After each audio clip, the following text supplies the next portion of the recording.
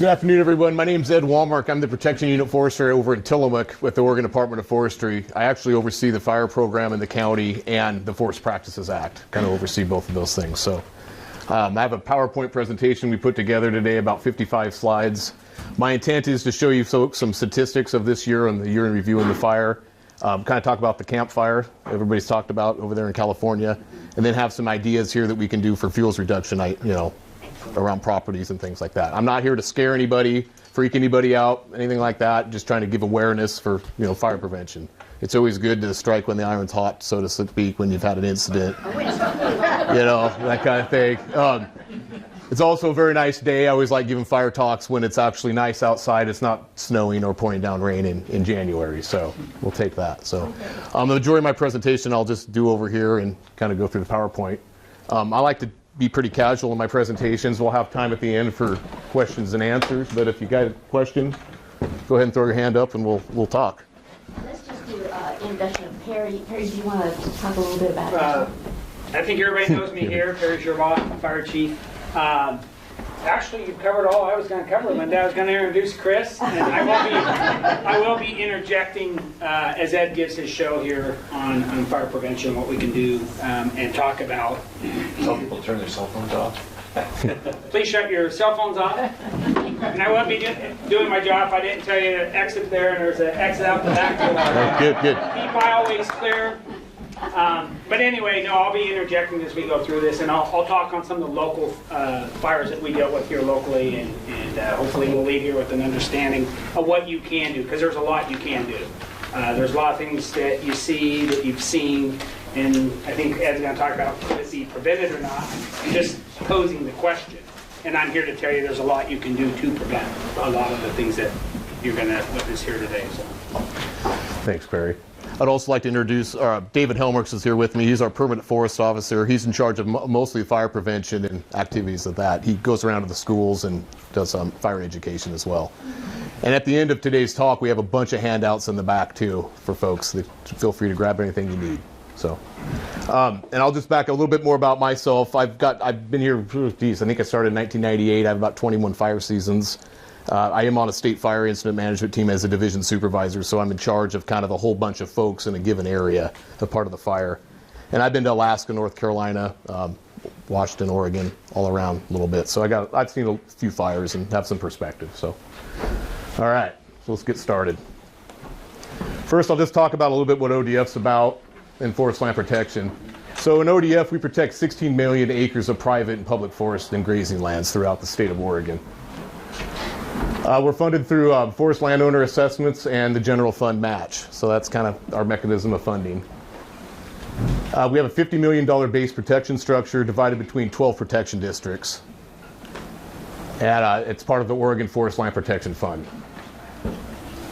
And we call it part of our complete coordinated fire system. So and we're kind of unique in that sense, once we go over the $50 million threshold, we actually have an insurance policy through Lloyd's of London, which is pretty unique for us, so that's good. We actually have insurance. This just illustrates here our districts throughout the state, and the green polygons there are our fire protection. All the private land within those areas are within our jurisdiction, and then we also protect the BLM land that's west of the Cascade Crest on the west side of Oregon. So that's kind of how we're spread out. So let me just cover some statistics real quick for folks. And we're just talking about Oregon Department of Forestry jurisdictional fires on this slide here. So we had a total of 1,115 fires, okay? And out of that, 896 of them were human caused and 219 were lightning.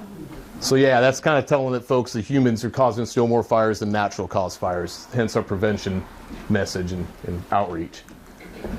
But in comparison there, you look at, we got 78,746 acres burned, and out of that, lightning's still the winner on that one. So, but humans, each year this number keeps creeping up, which is kind of disturbing on our end. So, we have enough problem with lightning. So now this is looking at everything in Oregon, other jurisdictions compared to our department here. And we had 834, almost 835,000 acres burned in Oregon. And then on our jurisdictional of Oregon Department of Forestry, we had under 80,000 acres under that burned. So it was a pretty big fire year for Oregon again. We've had about 5 years in a row that have been pretty busy, you know. It's not getting better. So hence my speech here on fire prevention. So here's a good slide about the wildland interface. Good photo. You got forest land in the background there, and then you're starting to see the homes intermixed in the forest. Similar to what we have in this beautiful community, where you have Neoconi Mountain Industrial Forest behind us, all the way down to the ocean, and we have homes in between. Of course, beautiful place to live. So we're going to talk more about this. So let's get a definition, and you'll hear me throw out wild and urban interface, WUI, urban interface. It all means the same thing, but it's where communities or homes border or intermix with wildland fuels. And they can include anywhere. I mean, it's in the city. Out here, I would consider this wild and urban interface just outside of town here as I was driving through. Very similar to what Paradise. I've never been to Paradise myself, but we've sent crews. Last year, I think, David, you went down to Ventura County, down there during Christmas, in fact. So, some more statistics. So 67% of all fires in Oregon occur within 1 mile of this urban interface area. Okay? So, it is. And 84% of those are human caused statistically. And that's because, people start fires. The more concentrated the people, it happens. So 84% are human caused. So I'm breaking this next slide down into just the fire effects in Oregon, and then we'll start getting down into California and other examples here. But in 2018, the effect in Oregon communities were this. We had about a little over 8,500 structures threatened. A lot of those were down in southern Oregon, Illinois Valley, Applegate, that area down in there. We spent a few weeks, and those folks have had it tough. Out of that, 10 homes were destroyed. And not to mention down there, those poor folks are living in smoke pretty much from July 15th on, I'd say till the end of October, basically. I mean, to the point where I went down on some fires and I couldn't see 100 feet in front of my pickup one day. And I'm trying to strategize on how we're going to herd this fire and put it out, and you can't even see in front of your truck. And then these folks that aren't, trying to breathe and live, and tourism suffered, everything. It's horrible. So yeah, it was very bad. All right, so now let's talk a little bit about the Camp Fire out of Paradise, California. And then we'll go through some slides in here, and then I'll bring some local examples into it, and then give some suggestions on how to improve your properties. Again, I'm not here to scare anybody, it's just awareness. The Paradise, okay, out of this here, we had almost 14,000 homes destroyed. Complete chaos, horrible.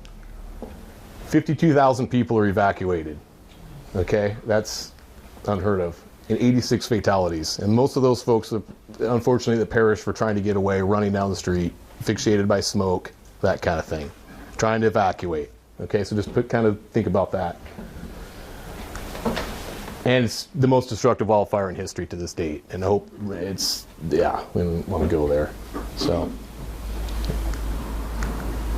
this is just a snapshot of one of the little areas in Paradise. Okay, and let that kind of sink in a little bit.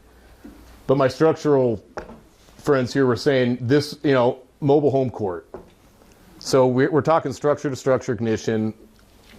A lot of these trees in here, you can notice the crowns are still in here. A lot of these will probably die, but it wasn't a crown-driven fire, which in my mind, that's a that's a surface-driven fire. So lower intensity, starting to hit homes, structure to structure ignition. And we'll talk more about how those things can progress in the next few slides. But define a little bit better for the folks, crown fires versus surface. Yeah, and I got some slides that will actually illustrate that better. But just keep that in your mind. Crown fires are not good, and that's what we're trying to avoid here, keeping those fires from getting to the tops of the trees. And thanks, Perry. I got some slides that will help with that. So yeah, pretty catastrophic.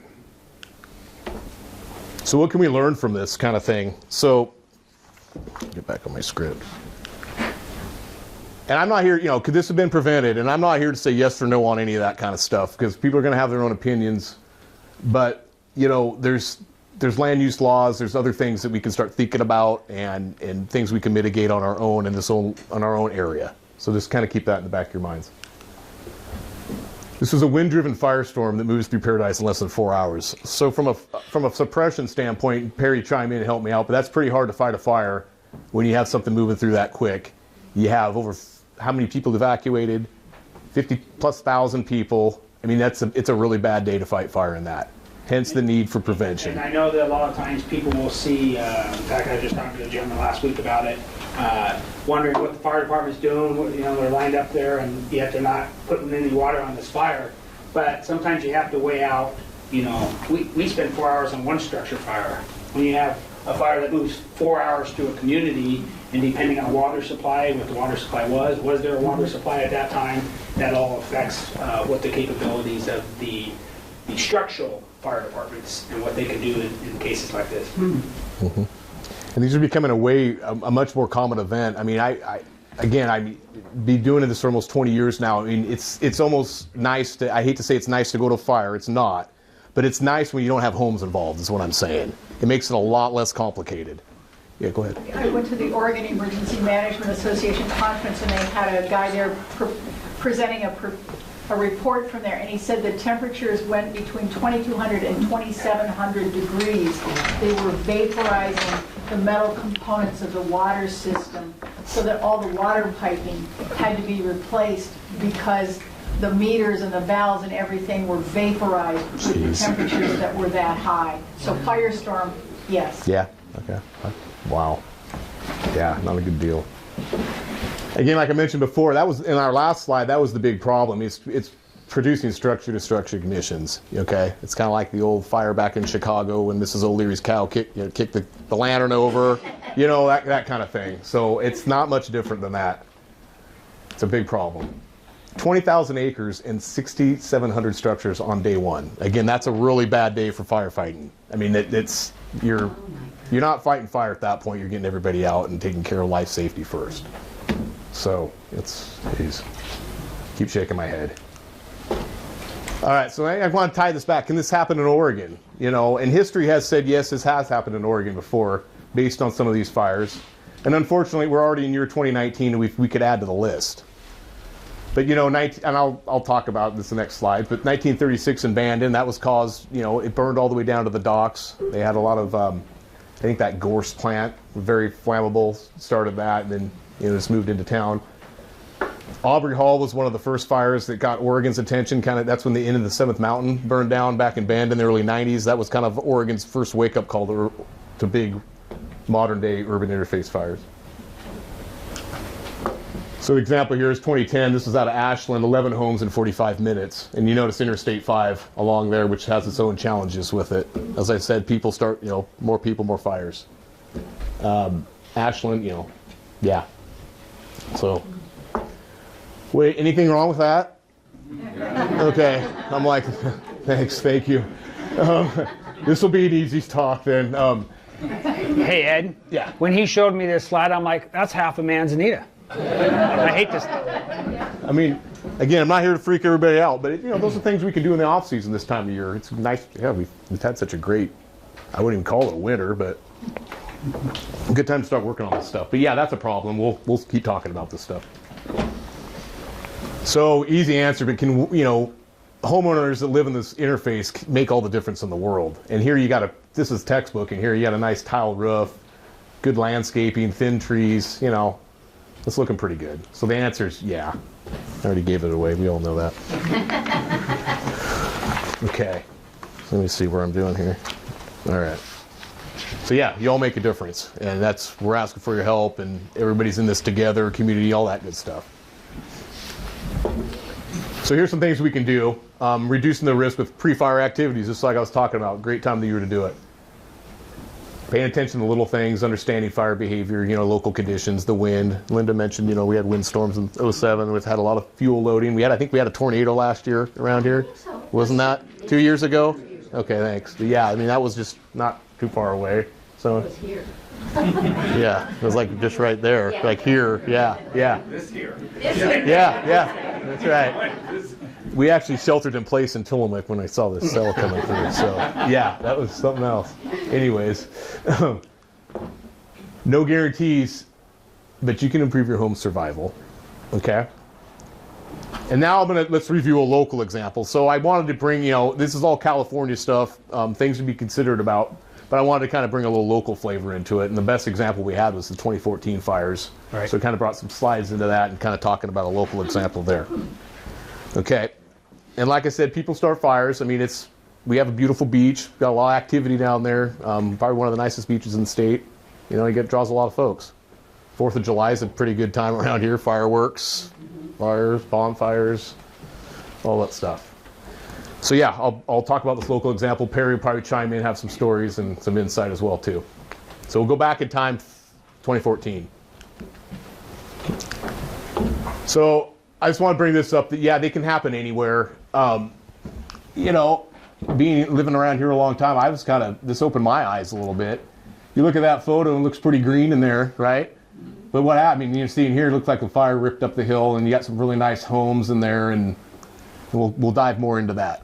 But just wanted, you know, they can happen anywhere, even around here in Oregon, in Tillamook County.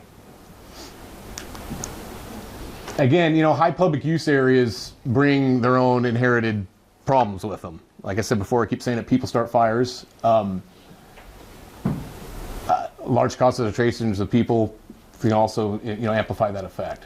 I was just going to say, this photo in the last slide, a contributing factor to this fire was that there had been an infestation of the tussock moth, I believe it was, into the trees in front, which a lot of them were dead to begin with.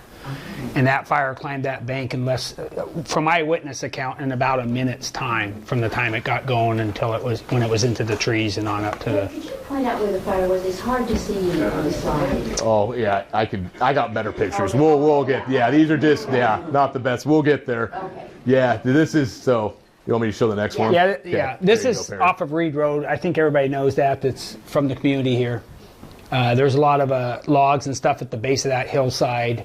A popular spot for surfers to go and surf off the rocks there, and a lot of times they'll have campfires. Not saying it was a surfer. This was the weekend after, or like 3 days after July 4th. Mm-hmm. And so this could have been, you know, somebody down having fireworks. Who knows? You know, there's a million campfires on that beach.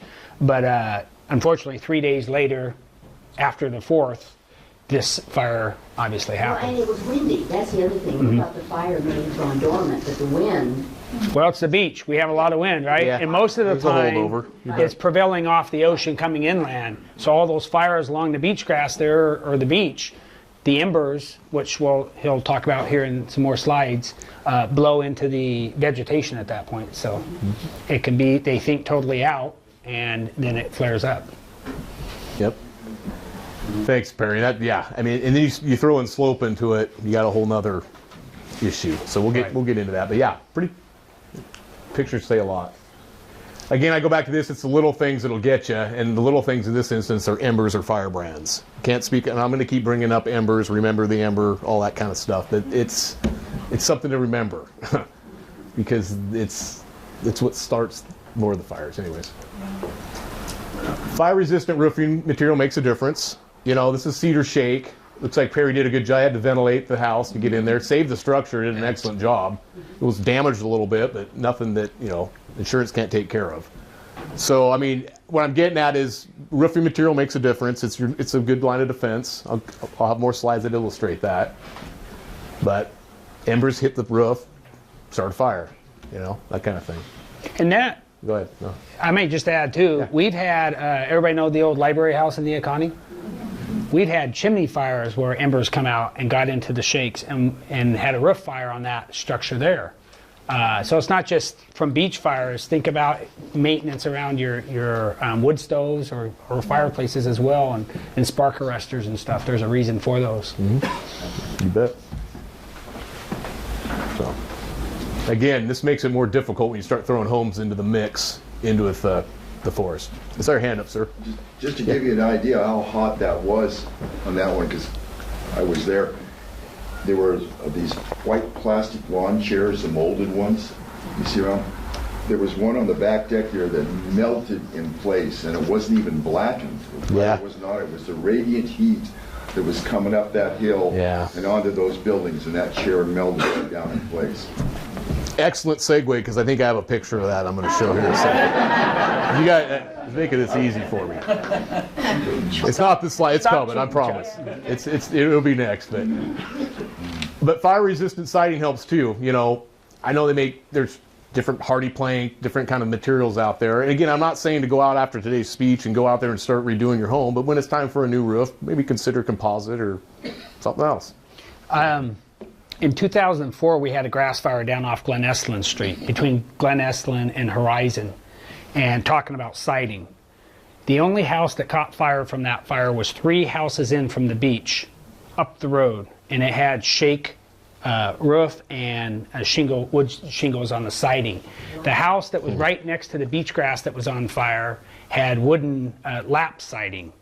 And then, anyway, long story short, to prove the point of fire-resistant construction, all the other homes, both on Horizon and Glen Estlin, were fine, but the third one in was the one that caught fire because an ember got up under between the deck and the wall and started a fire there. So it's it's something to think about. Yeah, go ahead. I think if you had an idea of how far an ember can fly and still cause a fire. Why should I know of fires in Oregon across the Columbia River about a mile distance started fires in Washington? Good point. And actually, that's how the Eagle Creek fire, it spotted across Washington. I've been on fires back in the Dalles where I've seen it spot across the Columbia, and you'd never think that would happen. It's amazing. So good. Thank you for bringing that up. The Columbia is a pretty wide river, I think a mile plus in some spots. So, yeah. Again, embers type places and cedar shake siding. Just another place for that ember to go into and start, doing bad things. So, remember, keep saying embers. And there's your chairs, I think, as you're just talking about. So, and I have defensible space question mark on here. And this is the upslope from the home that we were just looking at below with the spruce that was all burned. In this sense here, you got some yard. It's mowed. It's good. Grass probably wasn't totally green. But the issue here was when you had that heavy loading in the fuel and then the slope. And then the embers going like this, okay? You got any more insight on that, Perry? Or No, I think that's, again, back to the fire-resistant construction might have helped, but...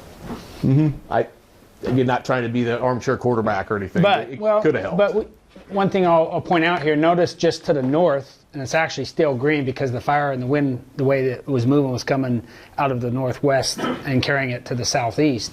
But the trees there are green, but how many homes have those trees come right up and surround their home? And once it's in that shore pine, it's a tough fire to fight because it's quick, it moves fast. And nice prevailing northwest wind, right? That's why these trees are you can tell where the wind's going. So, yep. So yeah, defensible space question mark, probably some improvement, but not horrible. I just threw this in here for maintenance. Again, another ember started on the deck here. Same fire we're talking about, but you start to see salal growing up through there. Just something to maintain. You don't want vegetation coming up through your deck. More flammable stuff.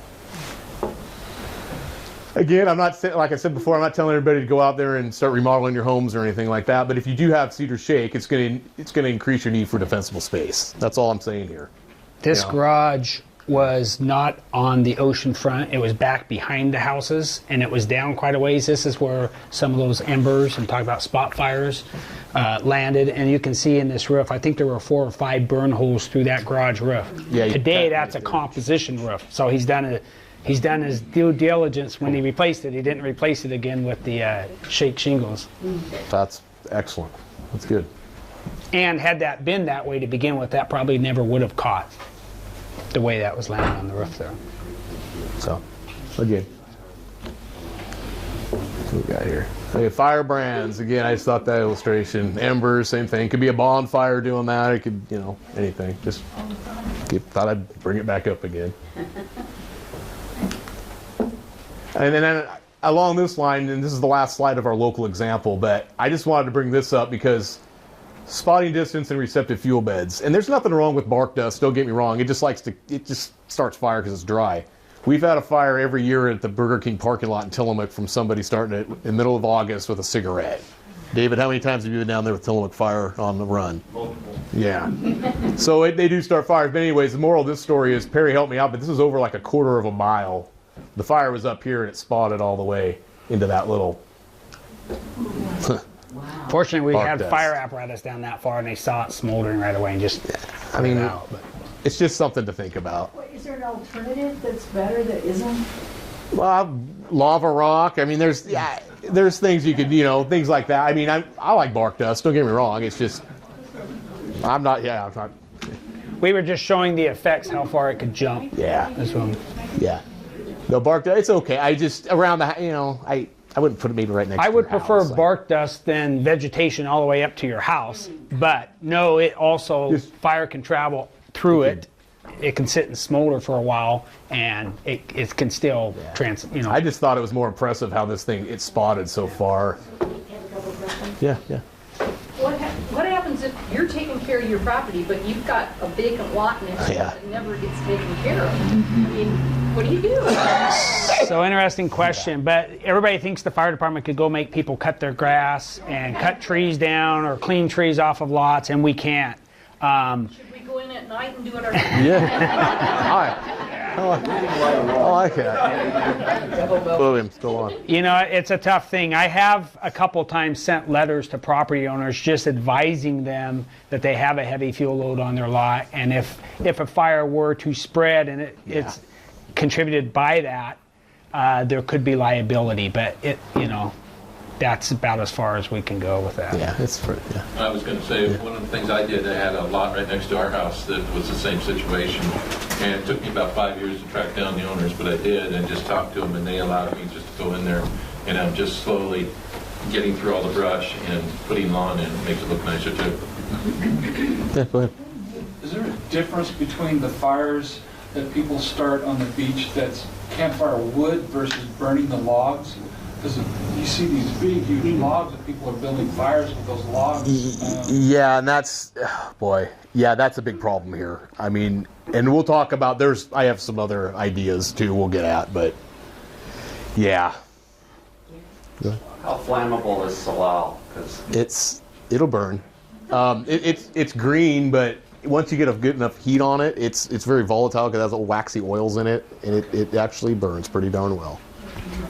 Yeah, it's kind of like, it's kind of like Oregon grapes, the same thing. If you keep them, keep it lower, you can manage it, but it'll burn, sure.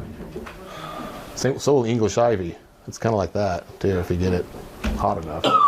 So yeah, good discussion. Anything burns when you get it hot enough. Yeah, go ahead. Yeah, another thing on that Beulah Reed fire there, that there was only one way to drive out of that area, and that was past those 4 houses that were involved. So if that things had gone and they couldn't get past that road, they were stuck in there. And that fire would have gone right up to 101. Yep.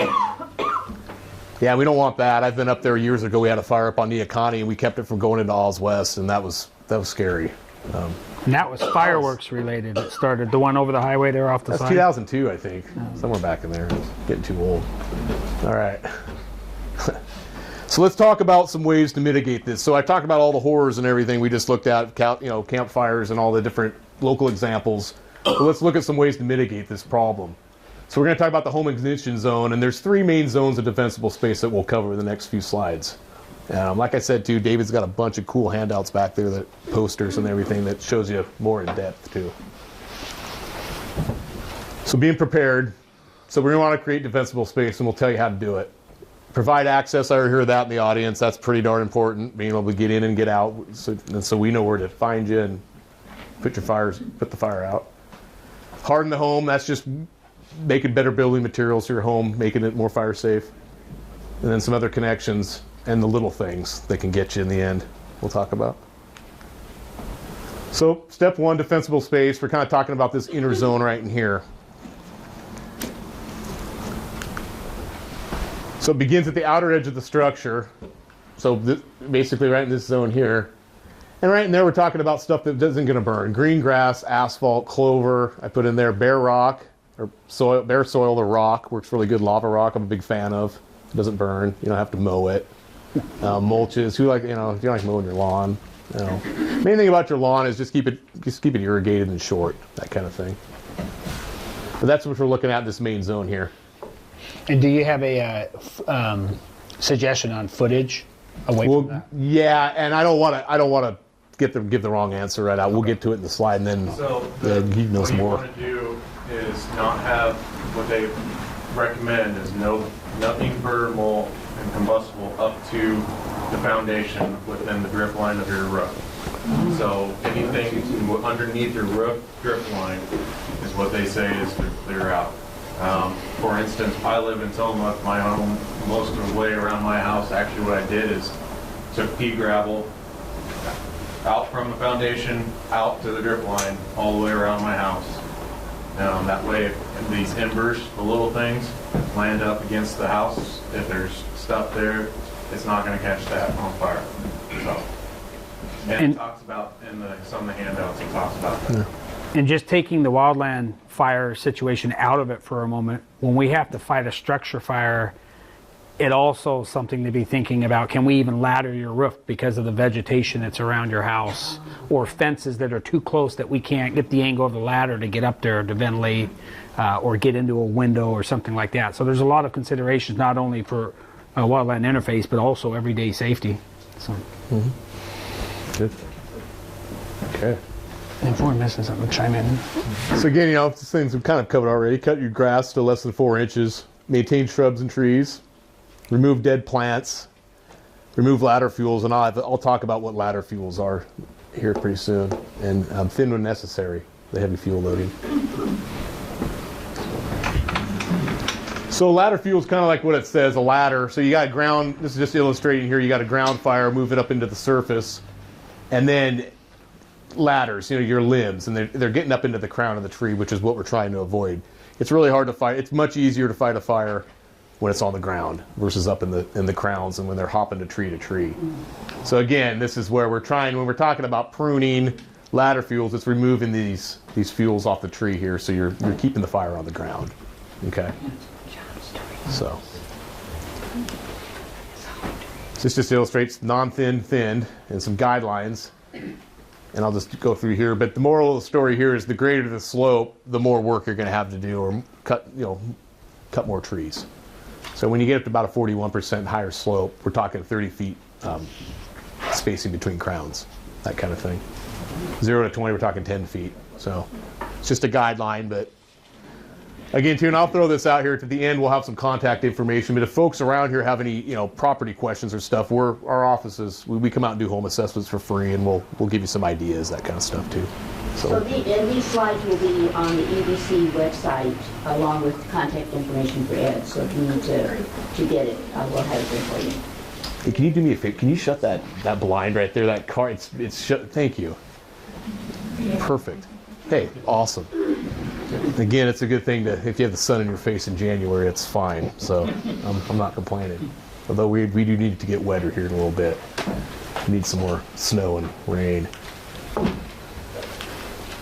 So 3 yards of defensible space, removal, eliminate dead vegetation. And we actually have a program we'll plug here at the end where we have an opportunity when you want to do some work around your house, you can take the debris down to the transfer station for free and it'll get chipped up. So you don't have to burn it. That's good. We'll plug that here at the end too. Reduction, so pruning dead branches from shrubs, limbing up low-hanging tree branches, and mowing dry grass. And replacement, so replacing what you're taking out, utilizing fire-resistant plants. And we have some guides in the back too, and some web resources that'll show you. You can go to any landscaping place, they'll help you out too. But succulents are really good in areas, things like that. Things that won't burn. Okay, next we got step 2, access. This is important to Perry and myself as well, because we need to find you. And then if you need to evacuate, you need to get out safely in a timely manner. So we'll talk about access. Pretty basic stuff here, but long driveways, 150 feet. You're going to want these, 12 feet horizontal clearance, 13.5 vertical, 10-foot clearance from the center line. Main things too is, these are really important, being able to find you in a good, quick manner. Especially when we're out in Eastern Oregon and things like that, we're really spread out. These signs, I'd love seeing someone's address when I actually get a dispatch to go respond to a fire. Hey, I can find you. Makes it feel good. Ed's taking some verbiage out of the fire code there. 150 feet over that requires a turnoff or turnaround. But even if you have a 10-foot driveway, 50-foot driveway, make sure you maintain those clearances. Because if we do have to bring a piece of fire apparatus in, we need to be able to get in there. Another thing too, I just thought of this, but if if you're within the fire, there's fires around the area. We're not to evacuation level yet or anything. It's always good to park your egress out, have your rig point in the right direction. We'd say that a lot in the fire service. Where we go into a fire, you want to be able to point yourself out so you can get out of there quick. So just keep that in mind too. So how harden the home? These are home improvements we can do to the actual structure itself. Again, some more review, but like I harped on this a lot before, use fire-resistant roof and siding material when possible. And if you're not, then take some more consideration in your defensible space. It's good to trim all branches 10 feet away from the roof. This is a big one because you don't want that flammable vegetation touching the roof. It also is going to contribute to more stuff in your gutters, more moss on your roof, that kind of stuff too.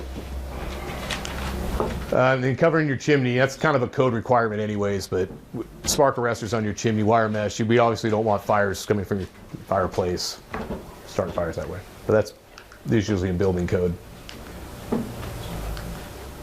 Again, the roof is your most vulnerable. We keep talking about the roof, and this is why. Again, you want to remove all your dead branches, leaves, pine needles, all that stuff, debris, junk. Box and eaves, but provide for ventilation. Obvious reasons for that. And you want to screen your roof and attic vents because, again, I keep saying remember that ember, because the ember goes into your attic or crawl space. Yeah, now you have a structure fire inside your attic. And Perry, that's probably, I'm not a structural person, but that's not where you want your fire, right? In your attic. One of them. I know enough about, okay, I guess. So yeah, you just don't want that. It's the ember that will get you. Other connections. So other things like your deck, we'll talk about firewood, stuff that's close to your house. Look at that, the deck. Yeah. So again, this is cool. I mean, that's really nice and organized, and everybody likes to put stuff under your deck because it keeps it dry, and especially around here. But just think, you got this ember dancing around here, and it gets into there, and now you got a nice dry cordwood, and what's going to happen? Okay. So here's what we do to mitigate that. So keep that stuff clean, move it out. A lot of times when we're on project fires or we're actually responding to initial attack fires, when we're triaging homes, that's the first thing we have to do is pull all that stuff out. What I'm getting at is we got better time. We can be doing better things to your home if we don't have to do that first. We can set up sprinklers. We can do things like that. We're not messing around with moving the firewood. So there you go. Remove firewood, all that kind of stuff. And don't forget again, about the outdoor furnishings, Adirondack chairs, anything. It's more stuff. It's flammable. Stuff that will burn.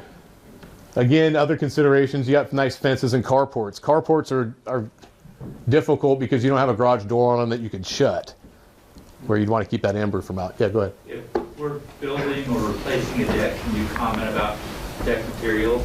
Yeah, my comment on that would be, it's more expensive, but that composite, yeah. Thank you. It's got a little bit of wood material in it, but it's less flammable. That would be that's your best bet. So non-wood. Also another thing too is Firewise says if you want a wood deck, that's great. You can have wood decks, but recommend that the first one or two boards right up against the house are that composite Trex decking. Yeah. Because anywhere, any corner, nook and cranny is where that ember is going to land. That's where any leaves, needles, or anything else is going to sit. So embers getting into that leaves or needles, that's where it's going to start. So it gives you that barrier a little bit from between your deck and your house of something that's not going to land and burn. And it just goes the same with fences and carports. Fences, they recommend having that, if you're right up against the house, the fence, the first section or so, some type of composite or non-flammable material, and then you can continue your wood fence after that. So. That's a much better answer. That's what he's good at. He's a good prevention person. Yeah, it's just what we just talked about. So yeah. The little things. Again, we'll kind of wrap it up with the last thing here, considerations. That you probably know where it's going.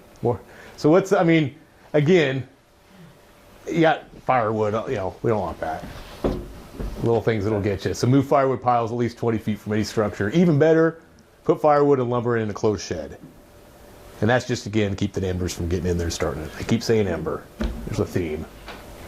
So, again, that'll take us some time to move. If folks do that ahead of time, we can do other better things. And then again, patio and deck furniture. Or stuff that'll burn. Again, now this is going to be, I wrote down in my notes here that this community is pretty well versed in this kind of stuff, so I'm just going to really brief. This is talking about go bags, evacuation plans, that kind of stuff. And I know you guys have a pretty strong CERT program here, and you're setting pretty good in this community. Hey, Ed, can I stop you for a sec? Yeah, please do. I don't want to set any false precedents here or anything like that. What Ed's talking about when they're moving stuff and preparing a house, they're talking about one house maybe out that's surrounded by trees where there's a fire. We're not going to go move anything if we got a fire moving through town. There's no time for that. So don't get the expectation, oh, the fire department will do this for you, because we won't. That's not. No, that's a good point. Good clarifying point. We're going to write your house off and move on to the next. Really, if we've got a fire moving. And to back up, I mean, this is like Eastern Oregon, where there's only, it's very, I mean, there's a few homes out there, but we do have to do triage, where you're just speaking at, like when we get into the housing developments, areas, where we do have to do that. We're not taking care of everything. We're bouncing from home to home. Right. Yes. Good clarifying point. We've got a time frame of normally, and we're looking at way ahead normally on these two, on structured triage. And we're trying to plan ahead, seeing, okay, what can we do? We've got a list, and we're going to go through and check it. And we're going to walk around, and your deck has a bunch of stuff underneath it, and then we've got less than 4 hours. I'm sorry, but that's going to be one of the major checkoffs. We're going to, nope. And we're going to move on to the next house. So it's more or less what you guys can do ahead of time helps us in our job in trying to prevent and save your house. So that's what this is all about, is trying to help give you guys the information, what you guys can do to prepare yourself in your homes, to make yourself and your homes survive a wildfire like what happened down in Paradise. Yeah. So how do propane tanks come into play with the majority of the houses we have around? Sure. And I'm not an expert on propane, but what I've seen in my fire experience, usually just in fires, is, and I'm going to lean on you two guys on how, because what happens with propane is it vents, and it shoots a big, I'm going to stop speaking. Go ahead. Well, a couple things. The smaller tanks will become a blowtorch and accelerate the fire spread. Too much flame impingement on the tank, the larger tanks, you could have what's called a blevy, and now you're going to level a couple houses around yours as well as yours. So it's just, you know, it's a hazard that we live with, we choose to live with every day. It's a convenience of having gas fireplaces or gas fire cook stoves. But if you guys want to. They do, and Firewise, they do have a recommendation on clearance around them and clearance away from structures. I can't remember what the specs are, but I think it's about 20 feet away from the structure. So if you can't get, the big thing is, and some of them, I understand, some of them are right up against the homes, but the big thing is making sure that they're cleared around. Don't put a fence around them. Yeah, don't put a we need to be able to hit them with water if we need to. Don't put a arborvitae right next to it. Make sure you're clearing right away from it to keep that area around it. It's just like I said on the drip line, rock or something combustible underneath your drip line of the roof. It's going to be similar to right around your propane tank. Yeah. All right. So again, you know, this is pretty much a review for you folks, you know, being in this area with tsunamis and being so close to the ocean. So again, putting additional cars in the garage with windows up, valuable papers, you know, that kind of thing when you're getting ready to go. And again, I'll back up. We've heard that if you heard ready, set, go before, that's like level 1, 2, 3 evacuation. So you'll hear that sometimes in the news. So just, it's easy way to remember. Ready is a level 1, means just be ready, awareness. 2 is you should probably get stuff going. Have your car probably set, parked in the right direction, stuff in the car ready to go. And 3 is go, I mean evacuate. So that's easy to remember that. Ready, set, go, 1, 2, 3. Close the garage door, but leave unlocked. Obviously, if you lose your power, you want to be able to open your garage door. Again, we don't want embers getting into the garage, right? And again, that patio furniture is going to get you again, so move it, bring it in the house or garage. This is big. Turn on sprinklers. If you're going to do one thing before you leave, and you still got water pressure and everything, set up some sprinklers. Put them on the roof, put them around, whatever you have. It's going to do something. And if you have, especially if you have a wood shake roof, that's defense you can do. Close all your doors and windows against the ember and radiant heat doesn't enter your house. This sounds kind of weird, but leave lights on in each room. At nighttime, it's easier to find your home when the lights are on, that kind of thing. I mean, with all the smoke and different, it's just easier. Sounds kind of weird, but it is. Move furniture to the center of the room. And this is a big one here. If you're going to still be around, this is your fire watch obligation, I like to call it. Just continually check the roof, attic, and surroundings, making sure there's not smoke in your eaves, attic, that kind of thing. Things that you can pounce on when it's still small, if you're still there. So, I've said a lot today, but I mean, here's some web resources. You could just Google Firewise. I'm going to show you some more web resources you can go to. In the back, we'll have a lot of materials, handouts. It's going to explain this stuff a lot better. They'll actually have thresholds and things you can go by. Situational awareness. I know folks probably have go bags, that kind of stuff, probably around here. I have one in my truck. Act early. You know, doing so is going to help all the responders get in there, and that's what I'm getting at, is follow the evacuation levels. It's when it's time to go, go. It's usually meant for a reason. Wildland Fire Org. Wildland Fires, I don't know if it, something like that. It's a good Firesg.org. Firesg.org is a good one. Just yeah, Google Firewise.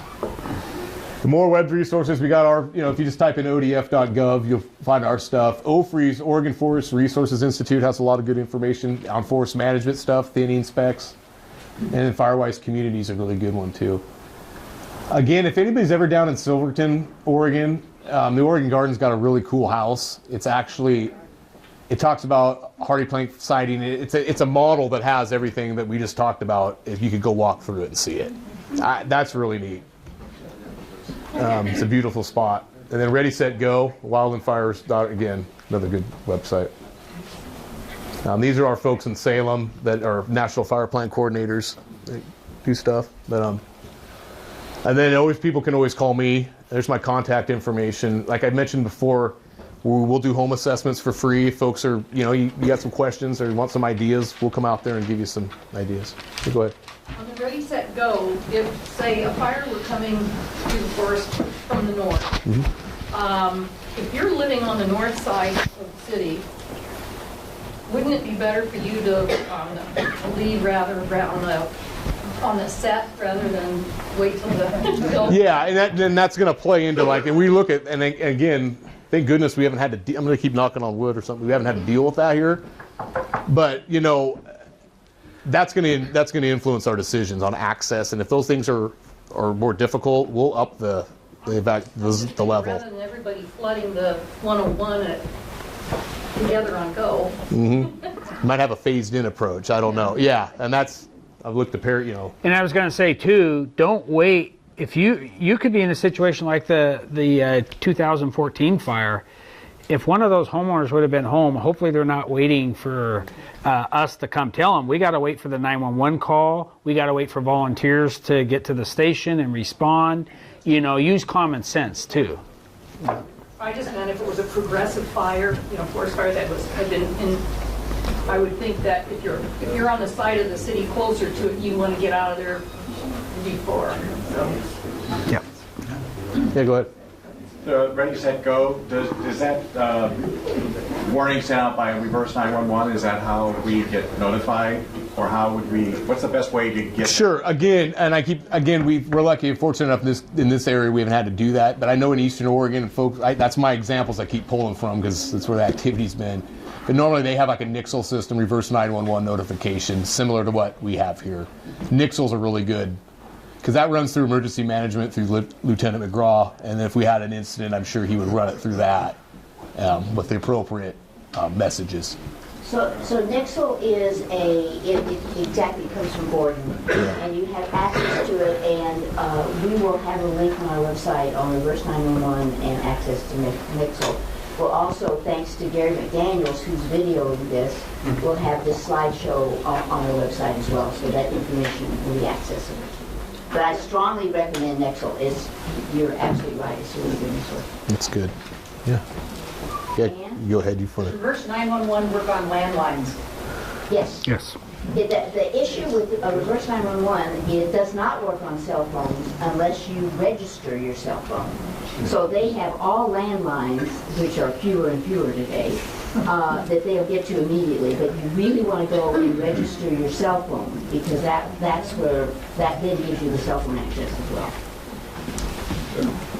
What's the actual trigger for the reverse 911? I mean, what Yeah, whoever that's. reverses that, what has to happen to make them then press the button? So if we have a situation, we'll use like a hazardous material spill, and we've got an evacuating area. We contact Gordon down at Emergency Management or the on-call person, and then they'll send out, and we'll tell them the area we want evacuated, and then basically they go through computer maps and draw an area, and then it's automatically sent out. And that can be. It starts with your contact. It usually starts with the person on the ground if they need a large area evacuated quickly. Yes. You talked about different zones around the house, but you only went into detail around the actual house. I live in the woods. Okay. Do you have any information on the other zones as they go out? Yeah. Yeah, and those David's nodding his head. In the back, there's a couple different ones.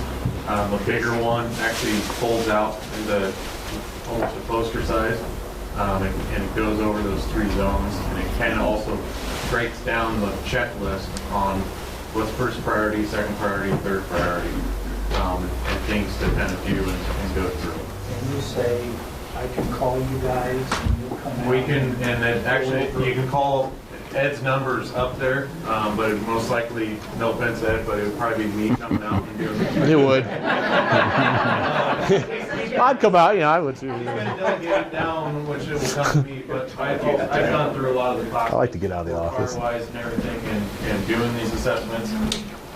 So I kind of, ideas of what? yeah, I would come in and basically walk around with you and basically give you, okay, this is what I recommend, this is what we suggest, any type of thing.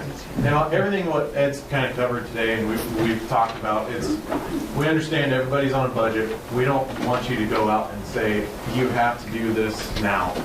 You have to change your roof to a composite or metal roof, or if you have to change your siding. These are things to kind of, okay, look at, well, is my roof going to need replaced in 10 years? Well, let's start looking and let's start saving up for putting a new roof on. Siding's getting older. I mean, it's things to kind of look forward and down the road of what to do and improve. But in the meantime, this is what you can do. Is there any fire retardant that one could put on a shingle roof if they had a shingle roof? There are, there's a sheet back there that talks about coatings on what you can do. There is stuff out there that you can purchase as well to put on. You'd have your hand up for a little bit. Tom? After the beach fire in the Yakani, there was at one point they were planning to remove the big piles of log. Yeah. What's the status on that? Yeah, let's talk offline on that. I was hoping somebody would bring that up. Yeah. Yeah. Just a couple of observations. Just moved up from California about 3 years ago, and I was evacuated twice. Once in the Yosemite fire in 2014, and the Butte fire, the next county up in 2015. And I worked with a lot of survivors on the Butte County fire afterwards, helping out with the local nonprofit. The one thing is, if there's a doubt on whether to evacuate, don't even hesitate. Get out. That was one people in Paradise. By the time the reverse 911 came through, because I just had friends that were burned out in Paradise, they had their trailer hitched up and they were pulling out the driveway by the time the reverse 911, it took them 4 hours to get down the hill. And if they'd waited another 15 minutes, 20 minutes, they would have been ones running, and that's where a lot of it was. The other thing is, they talked about having your personal papers and everything in your car with your windows rolled up.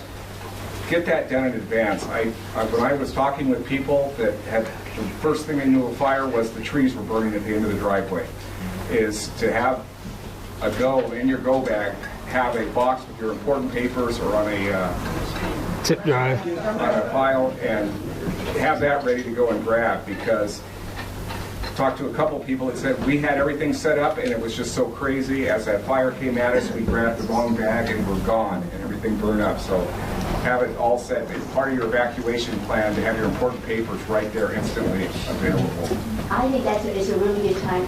Linda Cook, would you stand up and talk about the Go Bag classes that we're offering that would include those kinds of things? That's just Right. We offer a community class starting in January. We go every other month, and that's where you'll learn all about go bags, where you buy the materials, what you need, why you need them, why you need a go bag. And we have this class, the next one is in March, and then the last one will be in May. And you can go online at evcnb.org and sign up for the classes online. And they're really good classes, you really learn a lot, and it's really necessary that everybody have a go bag in their car and in their home. So if you pick up one of our bookmarks back there on your way out, it has our website on it and all the classes. The other thing that Linda and her team has done is that they have many of the supplies there, so they're easy to access. Already organized group, aren't they? Joe, would you talk about the CERT class that's coming up? Barely hear you. CERT class. CERT. So our next CERT class is in April. First weekend in April, we go Friday night, Saturday, Sunday, and then we have a final the following Sunday, and you learn light fire suppression, light search and rescue, triage, light medical procedures, and so you're just better prepared. So CERT is Community Emergency Response Team, and you're just better prepared for any kind of an emergency, and you're just a better asset for your family and for your neighborhood. And you can register online. If you go to the EVC website, you can go to the calendar and you can register online. Does it matter how physically fit you are? Everybody can participate. So you will, when you take the class, so far no one's not been able to do everything in the class, but we always encourage people to do whatever level you're at, you will certainly be more of an asset to everyone, including yourself, with more training. And there's always a role during an emergency. Always a role for everyone. Yep. You mentioned if we wanted to trim around our house and clear materials out, we could take, because you have, the state forestry has a program to take that to the transfer station. You bet. Does that include the Manzanita transfer station effective now? Yes. And so that's going to be effective, I know, and I think that's separate from whatever else is going on, but May 1st is when we're starting our vouchers. May 1st, we're going to Oh, start. May 1st? Yeah. Not now. Right now. May 1st, we're starting the yard debris voucher program back up again for the spring and summer. And then possibly, it's not confirmed yet, but it may run longer than that. I have to tell you, that is one of the greatest programs around. It's both for fire safety, but to give people a way to take that community. We really appreciate it. And the big thing too with that is if you're doing the work, you can get one of the vouchers. We'll have them located spread out through the county. I know the fire department, we had some there. And last year, the Cardam had them at the transfer station. But the big thing is if you have a commercial person come in, the commercial company can't use them. That's correct. Because they're already going to charge you a fee to dispose of them. So it's more or less if you're doing the work, you can use the voucher, but not a commercial company. One thing I noticed on the Paradise Fire is that people were not willing to break the rules. I've seen pictures of freeways with cars jammed up going one way and the other freeway going the other direction, absolutely empty. You can drive backwards on an evacuation. I mean, on the wrong side of the road on an evacuation. So Sure. Think freely. Yeah, use the beach if you have to, if it's low tide. I mean, you know, hey, be creative. You know, you only go so far, but yeah. Yeah, your life's important to every, yes. We have a question up front here. Yeah. Back to preventing human error with fires and the tourists that are here in the summer, you know, and I see campfires closer than 60 feet to the grass. Right? What do I do as a citizen about that? I mean, is somebody looking, or do I? So, you know, unfortunately, we've kind of got a, we're trying to sort some things out because obviously we have a different influx of people every weekend, and it's really, public education is really difficult. And so word of mouth is always good, being a good neighbor, letting folks know. Not everybody's receptive to being let know, so be careful. I've had that experience. The fire's already started, and I'm trying to be gracious about it. Yes. I'm at a crossroads. Right. So Oregon Parks, it really is their jurisdiction. Okay. And I don't want to play jurisdictional things. We don't want fire to come into our town, but it's their beach, and you can always call the park and explain that you've got where the fire is at or whatever. We usually refer, if we get phone calls and there's no threat, you know, at that time of it spreading, there's a family sitting around it, we refer it to the parks. Okay. So that would be the second thing I would do if you had a situation. Well, I've seen a log fire, which I don't see many of them, but I don't get tight about that because I figure, okay, everybody's got to see this log on fire on the beach. Yeah, and we get calls every year, multiple times a year, because log fires, you know, they're not supposed to build fires in driftwood accumulations or logs, or because they'll burn for weeks and weeks and weeks, and use water to extinguish the fire as well. Don't cover it up with sand, because somebody could come run along barefoot and burn their feet. I'll walk down and make sure they actually put it out the next day. Just and we appreciate that. We really do. Yeah. Okay. So we actually think that's how the 2014 fire got started. Right. Was a leftover fire. Even if it was out, if it's not completely out and that wind kicks up, it could, you know, rekindle and blow those embers, and that's what got in that particular case, and that's how it spread. Thank you. So EDC is so influential all over, and that public, you are, and the public education piece, because I'm kind of the beach fire Nazi too, and it's like, well, the locals don't want us to build fires and have fun. Well, no, the rule is it's got to be. We don't. Go home. Right. But the rule is it's got to be below the high tide line, so the high tide comes and puts it out. Yep. That's number one. But number two, if you ask Travel Oregon and the Oregon Department of Forestry and a whole bunch of people to spend some of those tourism dollars on education, because what I say is, you know, when you're doing things that threaten our homes and our lives, we're very interested in that. That's a really good point. Well, Vivian Simon Brown said, Leanne, you have to be calm and reasonable. So I do my best. No, you don't. And if you ask them to spend some of that tourism money on educating people, because I don't think they want to burn our homes down and kill us, but let's help them not. Right. So I think that's a really good point. All right. Thank you. Would you comment on the late season fire risk of Scotch broom? We're surrounded by it on three sides. The Scotch broom? Scotch broom. Yeah, Scotch broom's very flammable. I mean, it Yes. you should be cleared. State land. Yeah. State land? Yeah, I know we have a lot of it on state land. Yes. Yeah. It's really pretty, but it's I see my head. It takes over everything. What's that? Yeah, that's we'll go with that. Yeah, I like that response. It's like tracking down knotweed. I mean, it's real hard. We have spot treatments, but trying to eradicate it's pretty much it's a hard thing. So we do deal with it on. Well, and I think the state park is working on it, at least in the Hale Bay. Yeah, I would think. They're trying. Good. Any other questions? I think let's give a round of applause. One more. Just in case it helps others, is there a lifespan on triple wall chimney, metal chimney material?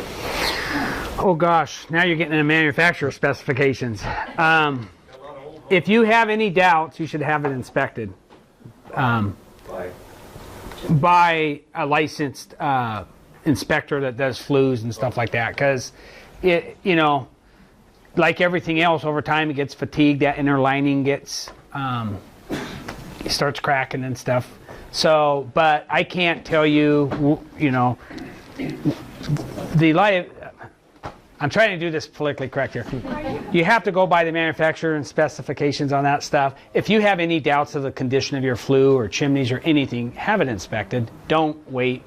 Most people think, you know, in the old days, everybody thought you let your flue fires go and burn out the material, and that's how they would clean their chimneys. But yeah, chimney fires lead to structure fires all the time, so don't use that philosophy. Have it cleaned annually and have it inspected if you have doubts. Hearing Rich's comment makes me think, could somebody comment on the capacity of our water storage, Manzanita, Sonoma County? What assumptions do you make with the amount of water storage? Now we need Dan here. I know Manzanita has a 1 million gallon tank, and I know they have, oh, John's here, he could probably tell us. And the other one's 300,000? They have 2.34 million gallons. They who? The city of Manzanita. Okay. And that provides both Manzanita and Wheeler and the surrounding areas except for Nahalem. Nahalem has 1 million gallons. They're full, especially in the summertime. That's just in Oklahoma County, right? The economy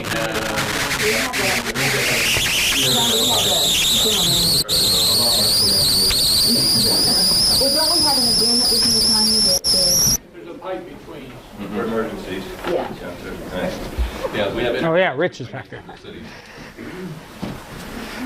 How much storage do you guys have in? In the tanks, 300,000. Okay. And the other thing is that the fire district has just done an inspection of all of the fire hydrants, so they've been tested. No, we're constantly doing an inspection. We're currently going through the Manzanita hydrants.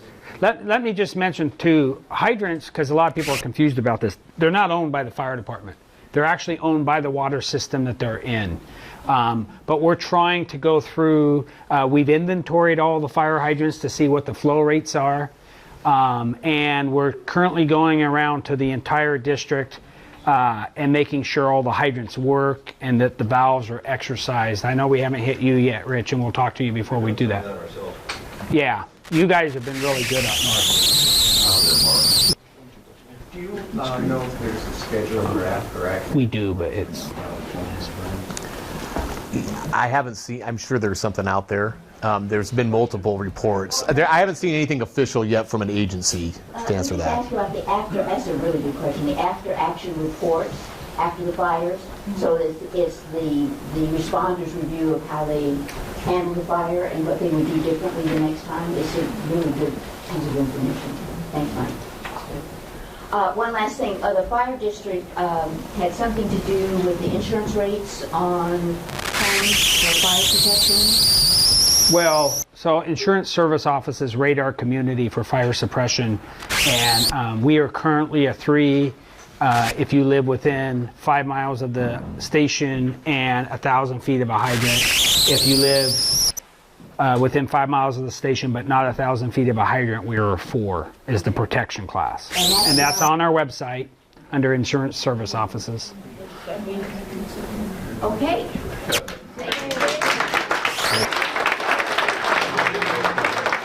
Who? This lady right here? Well, wait, before you go, I want to make